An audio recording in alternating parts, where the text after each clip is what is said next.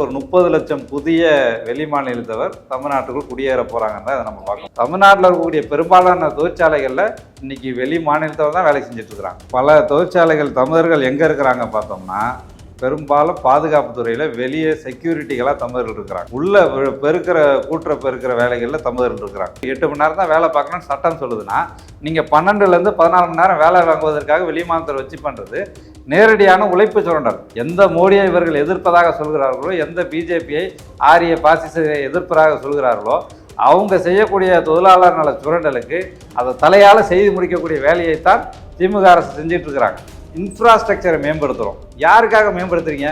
இந்த பன்னாட்டு நிறுவனங்கள் தொழில் தொடங்க இங்கே வருவதற்காக தமிழ்நாட்டில் இன்ஃப்ராஸ்ட்ரக்சரை மேம்படுத்துகிறோம் என்ற பேரில் தமிழ்நாட்டு சுற்றுச்சூழலை எல்லாத்தையும் காலி பண்ணி நீர்நிலங்களை ஆக்கிரமித்து இப்போ அப்படியெல்லாம் மாற்றி இவர்களை கூட்டு வந்து அழித்து சுற்றுச்சூழலாம் அழித்து கூட நம்ம ஆட்களுக்கு வேலை கொடுக்க மாட்டாங்க. இந்த காலனி ஆதிக்கத்தை எதிர்த்து பேசக்கூடிய இடத்துல தமிழ்நாடு அரசு இல்லை. இதை ஆதரித்து தமிழ்நாட்டை சுடுகாடாக்குவதற்கான வேலையை தான் திமுகவும் செய்கிறது, அதிமுகவும் செய்கிறது. அதற்கு இந்த முதலீட்டாளர் மாநாட்டெலாம் ஒரு வெளிப்பூச்சு. இந்த வளர்ச்சி என்பது ஒரு இன அழிப்பு. அமெரிக்கா வளர்ந்தது, பெரிய முன்னேறிய நாடு அப்படின்னு பேசணும் அப்படின்னா, அந்த அமெரிக்க கண்டத்தில் பூர்வகுடிகளாக இந்த செவ்வியந்தியர்களை அழித்து அவருடைய ரத்தத்தின் மீது எழுதப்பட்டது தான் அமெரிக்க வளர்ச்சி என்பது.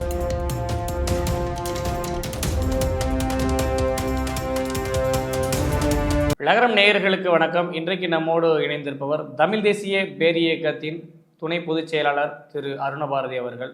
வணக்கம். இன்றைக்கு தமிழகத்தில் உலக முதலீட்டாளர்கள் மாநாடு நடைபெற்றிருக்கு.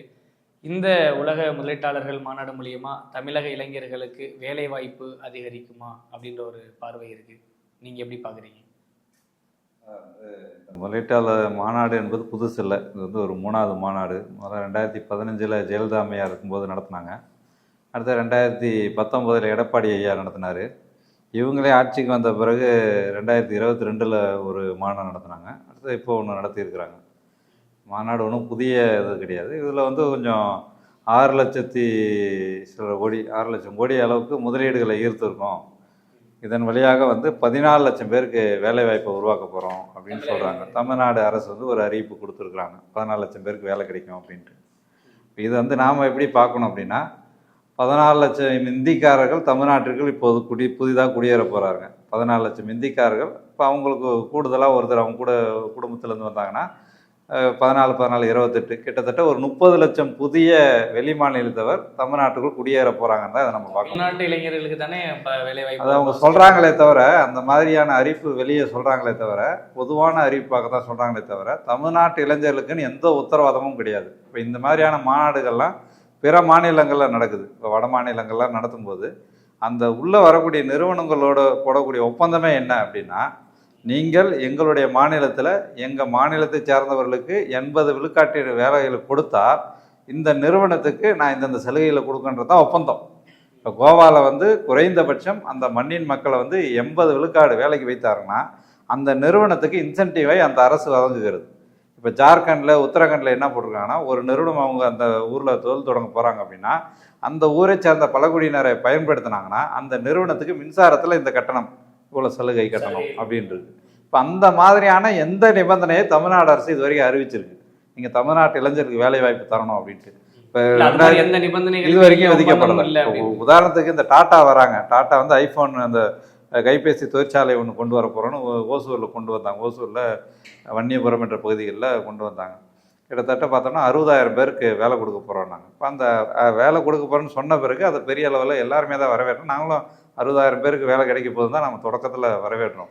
ஆனால் அவன் என்ன அறிவிப்பு கொடுக்குறான், அந்த 60,000 பேர் யார் அப்படின்னா இளம் பெண்கள். முதல்ல அந்த இளம் பெண்கள் யாருன்னா 22 வயதுக்கு கீழே இருக்கக்கூடிய பட்டப்படிப்பு படிக்காத இளம்பெண்கள் அப்படின்றான். பட்டப்படிப்பு படிக்காத இளம்பெண்கள் தமிழ்நாட்டில் இப்போ தேடி கண்டுபிடிக்கவே முடியாது. எல்லாரும் குறைந்தபட்சம் +2 முடிச்சிருந்தாங்கன்னா ஒரு BA BCOM படிச்சுட்டு இருக்கிறது தான் அதிகம்.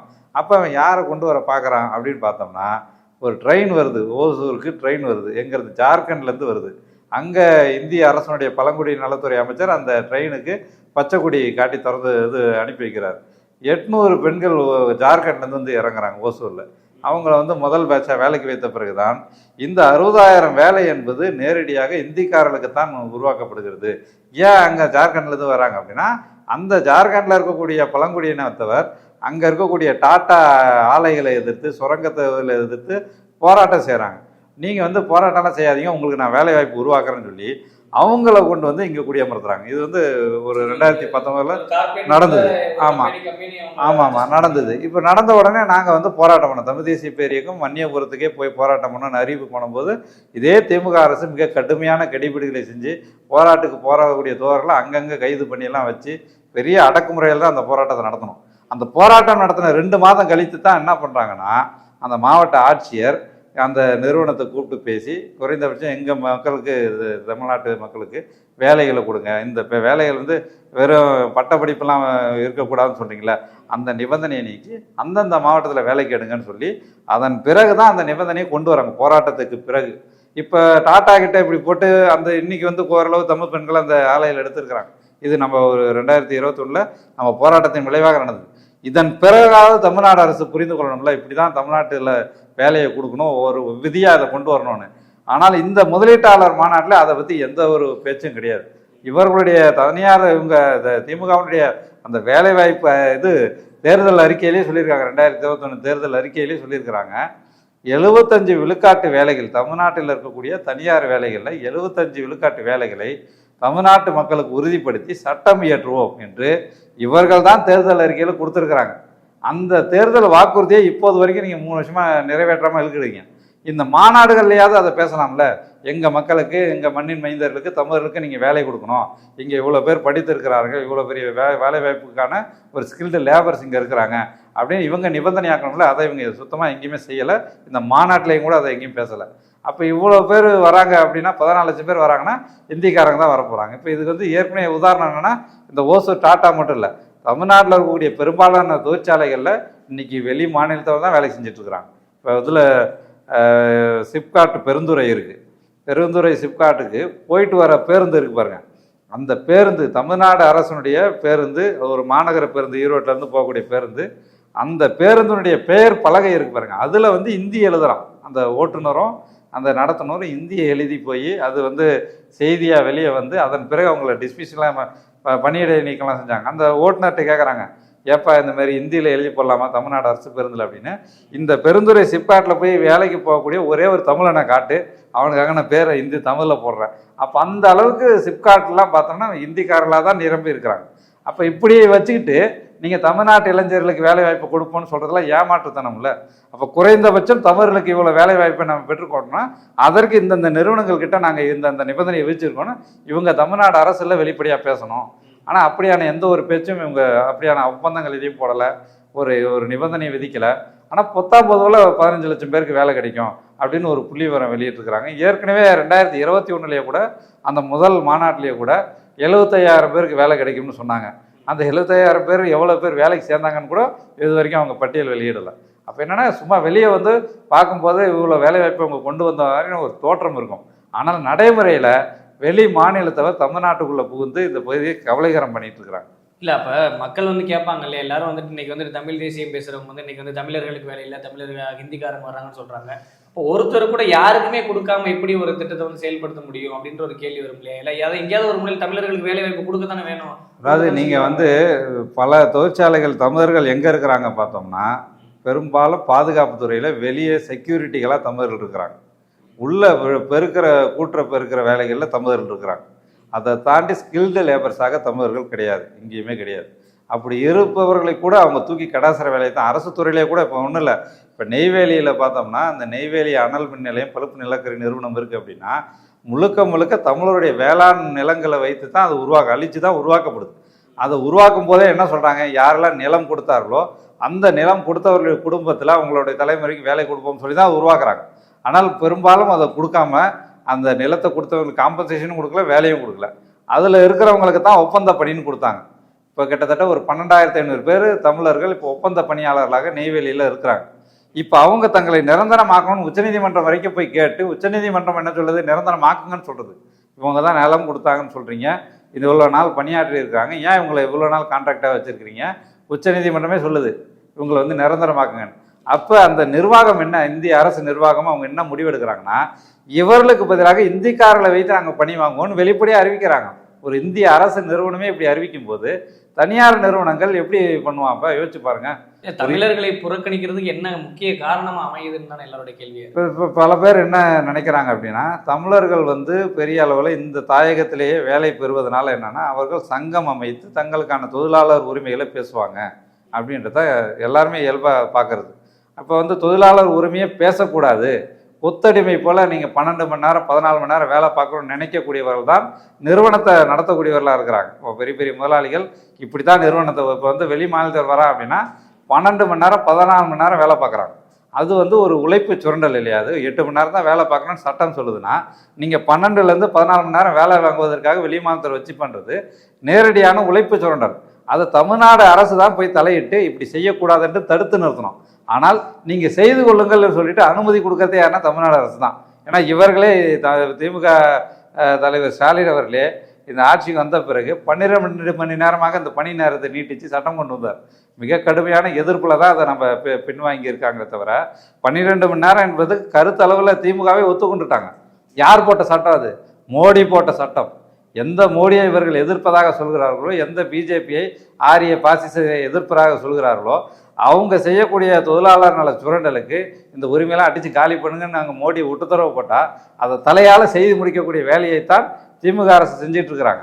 இப்போ அந்த அளவுக்கு தொழிலாளர் விரோதமான ஒரு போக்குக்கு தான் இந்த இந்திய அரசு இருக்குன்னா, அதையும் திமுக அரசு கடைபிடிக்கணும். கடைபிடிச்சிட்டு தமிழர்களுக்கு ஏன் துரோகம் செய்யணும்? அப்போ தமிழர்களை பணியமர்த்தி இவங்களுக்கு தொழிலாளர் உரிமையில கொடுங்க, 8 மணி நேரம் தான் இவங்க பணி வேலை பார்ப்பாங்க, அதுதான் சரியானது நீதியானதுன்னு சொல்லிட்டு தமிழ்நாடு அரசு தானே சொல்லணும். ஆனால் தமிழ்நாடு அரசே என்ன பண்ணுதுன்னா, மறைமுகமாக இதெல்லாம் நீங்கள் கடைபிடிக்க தேவையில்ல, எவ்வளோ லிபரலாக இருக்கணுமோ இருந்துக்கிட்டு நீங்கள் வெளி மாநிலத்தை வச்சுக்கிட்டிங்கன்னா கூட எங்களுக்கு எந்த ஆட்சேபனையும் இல்லைன்னு தமிழ்நாடு அரசு தான் சொல்லுது. அதனால தான் என்னென்னா ஊக்கம் பெற்று வெளி மாநிலத்தவரை இன்னும் அதிகமாக வச்சுக்கிட்டு இப்போ அவங்களுக்கு வந்து தமிழ்நாடு அரசு சொந்த செலவில் அவங்களுக்கு கட்டடம் கட்டி கொடுத்துட்ருக்கு. கட்டுமானம் இது பண்ணி அவங்களுக்கு குடியிருப்புகள், இப்போ காஞ்சிபுரத்தில் வந்து கிட்டத்தட்ட 1100 கோடி அப்பார்ட்மெண்ட்டில் தமிழ்நாடு அரசு என்ன பண்ணுறாங்கன்னா, வெளி மாநில தொழிலாளிகளுக்கு அப்பார்ட்மெண்ட்ஸ் கட்டி கொடுக்குது. தமிழ்நாடு அரசு செய்யுது. இப்படி வெளி மாநில தொழிலாளிகளை நீங்களே ஊக்குவிச்சிட்டு இருக்கும்போது வரக்கூடிய நிறுவனங்கள் அவங்கள தானே வேலைக்கு வைப்பான். உங்களை எப்படி வேலைக்கு வைப்பான்? தமிழர்களை எப்படி வேலைக்கு வைப்பான்? அப்போ தமிழ்நாடு அரசு தமிழர்களை வேலை வாய்ப்பில் அமர்த்த வேண்டும் என்பதற்காக எந்த சிறு துருமையும் அசத்தி போடலை. அதனால தான் வெளி மாநிலத்தவர் இவ்வளோ தூரம் வந்துட்டு இருக்கிறாங்க. அதற்கான ஊக்குவிப்பாக தான் இந்த மாநாடு அமைஞ்சிருக்கு. இல்லை, இந்த உலக முதலீட்டாளர்கள் மாநாடு மூலியமா தனியார் கம்பெனிகளை கொண்டு வந்து வருவது மூலமா இங்கே உள்ள இளைஞர் வந்து அரசு வேலை எதிர்பார்க்க மாட்டாங்க. எல்லாருக்கும் ஒரு தனியார் வேலை வாய்ப்பை உருவாக்கிடலாம், அரசுக்கு எந்த ஒரு நிர்பந்தமும் ஒரு அச்சுறுத்தல் இருக்காதுன்னு நினைக்கிறாங்களா? இல்லை, தமிழ்நாடு அரசு வந்து புதிய வேலைவாய்ப்பு, அரசு வேலைவாய்ப்புகளை உருவாக்குவதில் வந்து பெரிய அளவில் தோல்வி அடைஞ்சிட்டாங்க. இப்போ வந்து கிட்டத்தட்ட 10 லட்சம் பேர் தமிழ்நாடு அரசு பணியில் இருக்கணும். ஆனால் 6 லட்சத்துலேருந்து 7 லட்சம் பேர் தான் இருக்கிறாங்க. கிட்டத்தட்ட 3-4 லட்சம் பேர் வந்து பணியை அமர்த்தணும். ஆனால் அதற்குரிய நிதி வசதி என்பது இல்லை என்பதை பிடிஆர் பரவிவேல் ராஜன் அவர்கள் பல முறை பட்ஜெட்டில் சொல்லிட்டார். தமிழ்நாடு அரசுக்கு அந்த போதிய நிதி வசதி கிடையாது அப்படின்ட்டு. ஏன் இல்லாமல் போச்சு உங்களுக்கு? இப்போ வந்து தமிழ்நாடு அரசுக்கு இல்லாமல் போச்சு இல்லை, ஏன் வந்து நிதி இல்லாமல் போச்சு அப்படின்னா, தமிழ்நாடு அரசு கடன் வாங்கிட்டே இருக்குது. பல லட்சம் கோடி கடன் வாங்கிட்டு 5 லட்சம் கோடியை தாண்டி போயிட்டு இருக்கிறோம். ஏன் கடன் வாங்குறீங்க? இன்ஃப்ராஸ்ட்ரக்சரை மேம்படுத்துகிறோம். யாருக்காக மேம்படுத்துறீங்க? இந்த பன்னாட்டு நிறுவனங்கள் தொழில் தொடங்க இங்கே வருவதற்காக தமிழ்நாட்டில் இன்ஃப்ராஸ்ட்ரக்சரை மேம்படுத்துகிறோம் என்ற பேரில் தமிழ்நாட்டு சுற்றுச்சூழலை எல்லாத்தையும் காலி பண்ணி நீர்நிலங்களை ஆக்கிரமித்து ஒன்றுமில்லாமாக்கி எல்லாத்தையும் சமதளமாக மாற்றிக்கிட்டு இருக்கிறாங்க. அப்போ அப்படியெல்லாம் மாற்றி இவர்களை கூட்டு வந்து அழித்து சுற்றுச்சூழலை அழித்து கூட நம்ம ஆட்களுக்கு வேலை கொடுக்க மாட்டாங்க. ஆனால் இவங்களுடைய கடன் மட்டும் உயர்ந்து கொண்டே இருக்கிறோம். பல லட்சம் கோடி ஆகிட்டு இருக்கு. ஒவ்வொரு வருஷமும் 5 லட்சம் கோடியா, அடுத்த வருஷம் 6 லட்சம் கோடி 7 லட்சம் கோடி ஆகும். அப்போ இந்த கடன் அளவு உயர்ந்து கொண்டே போகும். அப்போ நீங்கள் வந்து இங்கே இருக்கக்கூடிய மக்களிடம் வந்து வரி வசூல் பண்ணுறீங்களா, இதில் வந்து எதெல்லாம் இழக்கிறீங்கன்னு பார்த்தா சென்ட்ரல் கவர்மெண்ட் வந்து ஜிஎஸ்டி வழியாக எல்லாத்தையும் எடுத்துகிட்டு போயிட்டு இருக்கான். 1 லட்சம் கோடி 2 லட்சம் கோடி எடுத்து போயிட்டு இருக்கான். இப்போ அதில் சரியான முறையில் பங்கு கேட்கறது, தமிழ்நாடு அரசு தமிழ்நாட்டுக்குள்ளே இருக்கக்கூடிய மக்கள்கிட்ட இருந்து இந்திய அரசு திரட்டக்கூடிய வரி வந்து ஒரு வருஷத்துக்கு 5 லட்சம் கோடி வரும். வந்து தனிநபர் இன்கம் டேக்ஸ் இருக்குது பாருங்கள், சென்ட்ரல் கவர்மெண்ட் தான் நம்ம கட்டுறோம். அது இல்லாமல் பார்த்தோம்னா இங்கே இருக்கக்கூடிய அரசு நிறுவனங்கள், இந்திய அரசு நிறுவனங்கள், சேலம் கெயிலாக இருக்கட்டும், சேலம் ஸ்டீல் பிளான்ட்டாக இருக்கட்டும், அதுக்கப்புறம் இங்கே கூடங்குளம் அணு நிலையம், நெய்வேலி பழுப்பு நிலக்கரி நிறுவனம், அதுபோல் தமிழ்நாட்டில் இருக்கக்கூடிய பல்வேறு இந்திய அரசு நிறுவனங்கள், இதனுடைய லாபம் எல்லாமே யாருக்கு போகுது? இந்திய அரசுக்கு தான் போகுது. தமிழ்நாடு அரசுக்கு எந்த பிரயோஜனமும் கிடையாது. அதனால் இப்போ இங்கே ஆவடியில் டேங்க் ஃபேக்ட்ரி இருக்குன்னா அதனுடைய லாபத்தில் தமிழ்நாடு அரசுக்கு என்ன பங்கு? ஒன்றுமே கிடையாது. அப்போ வந்து இடத்த கொடுத்துட்டு ஆட்களையும் கொடுத்துட்டு எல்லாத்தையும் கொடுத்துட்டு நம்ம வேடிக்கை பார்க்கும்போது எவ்வளோவெல்லாம் சுரண்ட முடியுமா? எப்படி வெள்ளைக்காரன் வந்து ஈஸ்ட் இந்தியா கம்பெனியை வச்சு சுரண்டி கொண்டிருக்கிறானோ, இன்றைக்கு அதே கொள்ளை வேலையை, சுரண்டல் வேலையை தான் டெல்லிக்காரர்கள், இந்திக்காரர்கள் செஞ்சுட்டு இருக்கிறாங்க. இந்த காலனி ஆதிக்கத்தை எதிர்த்து பேசக்கூடிய இடத்துல தமிழ்நாடு அரசு இல்லை. இதை ஆதரித்து தமிழ்நாட்டை சுடுகாடாக்குவதற்கான வேலையை தான் திமுகவும் செய்கிறது, அதிமுகவும் செய்கிறது. அதற்கு இந்த முதலீட்டாளர் மாநாட்டெலாம் ஒரு வெளிப்பூச்சு. இவங்கள நீங்கள் மட்டும் இந்திய அரசு மட்டும் கிடையாதுங்க, வெளியிலேருந்து வராங்க அப்படின்னு சொல்லிட்டு பெரிய பெரிய முதலாளிகளை வெளியிலேருந்து கொண்டு வந்து தமிழ்நாட்டு மக்கள் வந்து சூறையாடுங்க அப்படின்னு சொல்றதுக்கு தான் இந்த மாநாட்டில். ஏற்கனவே சில உலக முதலீட்டாளர் மாநாடு முடியுமா இங்கே தொழில் தொடங்குவதற்காக வந்தாங்க. அந்த இந்தந்த நிறுவனங்கள்லாம் வந்து சுற்றுச்சூழல் பாதிப்பு ஏற்படுத்தும் அப்படின்ற மாதிரிலாம் இருந்தது. இப்போ புதிதாக எந்தெந்த நிறுவனங்களை வந்து இவங்க வந்து தமிழ்நாட்டுக்குள்ள அழைச்சிருக்கிறாங்க, தொழில் தொடங்குறாங்க? அதான் இவர் தமிழ் தேசிய பேரியக்கத்தினுடைய பொதுச் செயலாளர் ஐயா வெங்கட்ராமன் அவர்கள் சொல்லுவார், நீங்கள் வந்து வளர்ச்சி என்று பேசுகிறீங்க, இதெல்லாம் இந்த வளர்ச்சி என்பது ஒரு இன அழிப்பு. இது வந்து சாதாரண விஷயம் கிடையாது, இன அழிப்பு. அதுக்கு அவர் உதாரணம் சொல்கிறார்.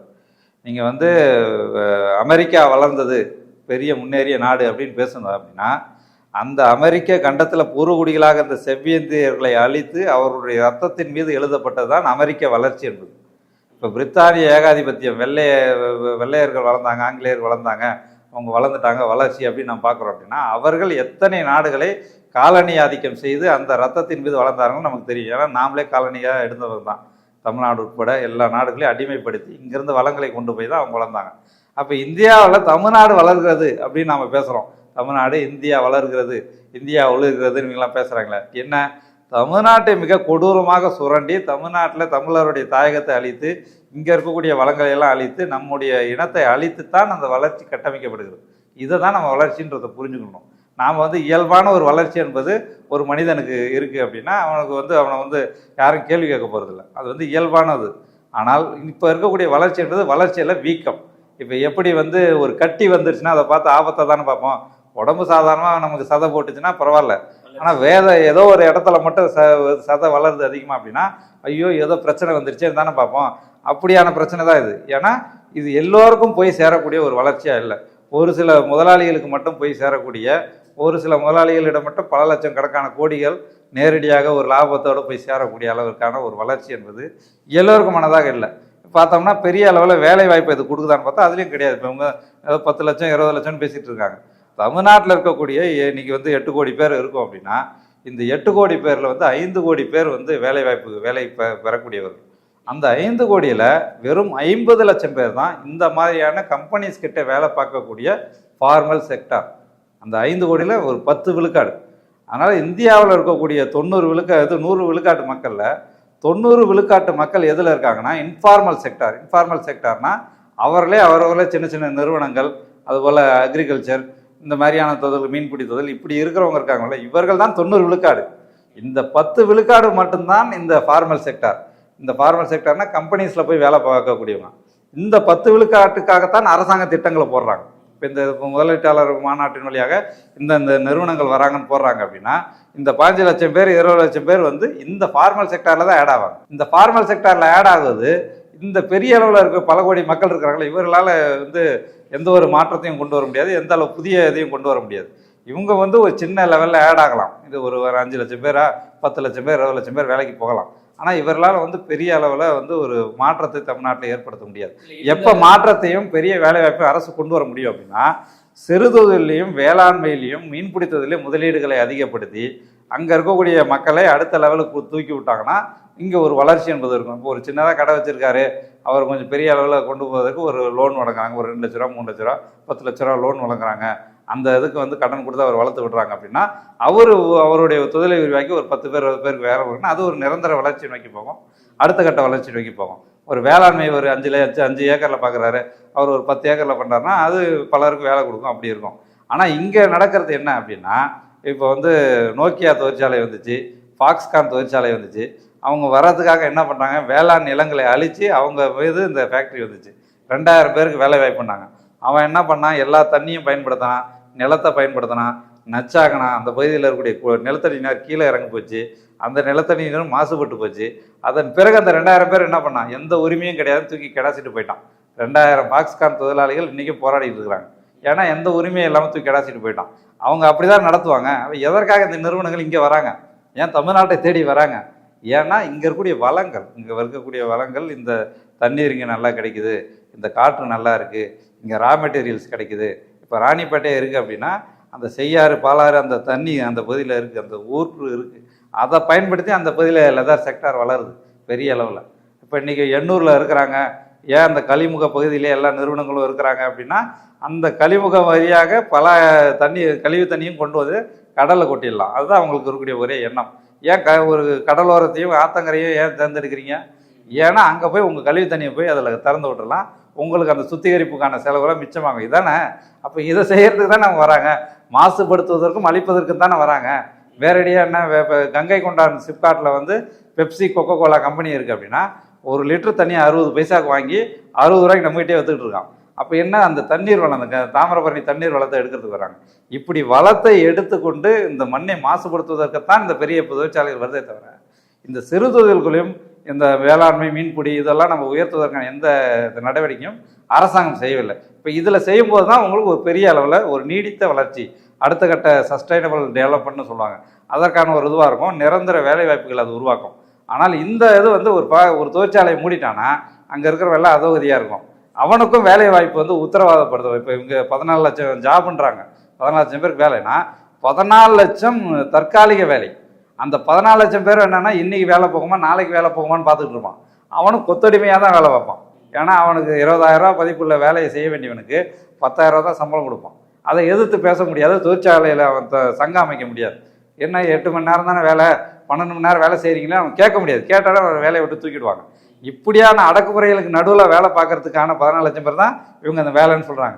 இங்கே எந்தெந்த தொழிலாளர் சட்டம்லாம் செயல்படும், இப்போ 8 மணி நேரம் தான் வேலை என்பது உறுதிப்படுத்த முடியும், தமிழர்களுக்கு தான் வேலை, இதெல்லாம் இவங்க பேசணுங்களா? அதுக்கு எதுவுமே பேசல இவங்க. இன்னொரு விடயம் வந்து இதில், அதாவது இப்போ இன்னைக்கு தொழில் முனைவோர்கள் வந்து இங்கே வந்து ஒரு நிறுவனத்தை வந்து இன்னைக்கு தொழிற்சாலை உருவாக்குறாங்கன்னா நகர்பகுதியில் உருவாக்குறாங்க. எல்லாரும் கடைக்கோடியில் இருக்கக்கூடிய இப்போ நாகர்கோவில் ராமநாதபுரத்தில் இருக்கக்கூடிய நகர்பகுதியை நோக்கி படையெடுத்து வர்றாங்க.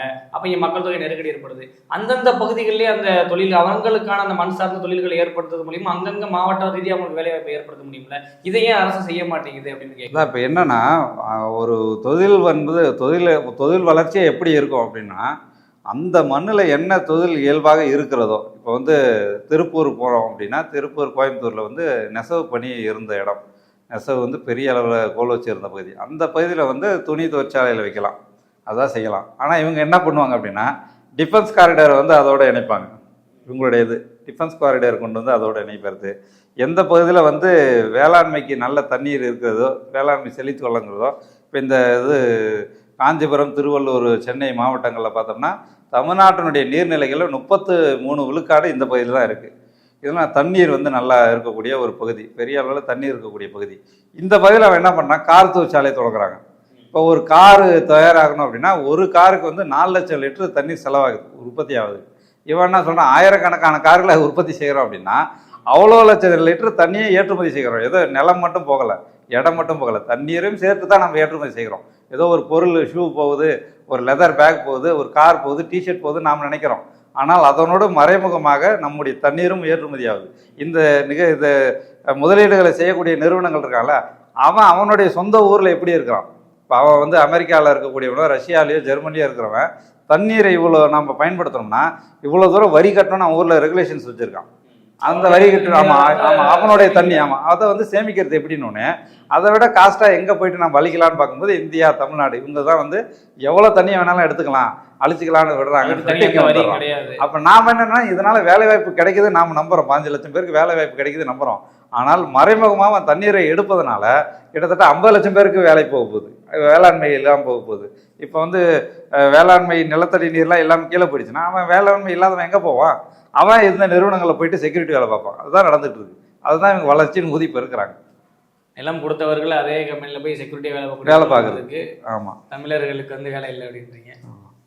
நிச்சயமாக அடுத்த நேர்காணலில் நாம் தொடர்ந்து நிறைய விடயங்கள் பேசுவோம். நன்றி, வணக்கம்.